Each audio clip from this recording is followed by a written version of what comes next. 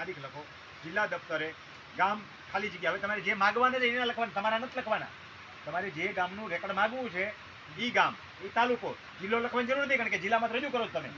Survey number, ખાલી જગ્યા અને ખાલી જગ્યા કરીએ તો 98, 99, 97 ના માગવા છે, માગી દો ભેગા, બરોબર. તથા આ પીપલ સ્કેચ ને માપણી રજીસ્ટર નકલ આટલું લખી દીધું છે. પછી વધારાને તમારે નીચે લીટીમાં લખી નાખવાના જે જોઈતા હોય તે. આ તમે જુદું ટાઈપ કરીને દઈએ. હવે આટલું થયું. હવે માપણી શીટને હિસાબ ફોર્મ નંબર 4, એ જો હોય થયું હોય તો મળે. એમાં મેં હમણાં કીધું એમ MTR વાળું તો MTR વાળું, અને ઓનલાઈન પૈસા ભર્યા, ઓલા ઓફલાઈન ભરેલા હોય પૈસા તો MTR વાળું, અને ઓનલાઈન ભરેલા હોય તો ઓનલાઈન વાળી નકલ. એ જો ખબર હોય તો કોઈ ખેડૂતને ખબર ન હોય એવું કોઈ ક્યાં સાચવીએ છીએ આપણે આપણા પાસવર્ડ ભૂલી જાય છે, તો ઓનલાઈન નંબર ક્યાંથી યાદ રાખીએ? એ કોઈ ફાઇલમાં લખી રાખ્યા હોય તો એ લખી નાખવાના. જો એ તમારી સર્વે કોણ આવ્યો તો એ સીટમાં લખ્યું હોય એમાં લખી નાખો.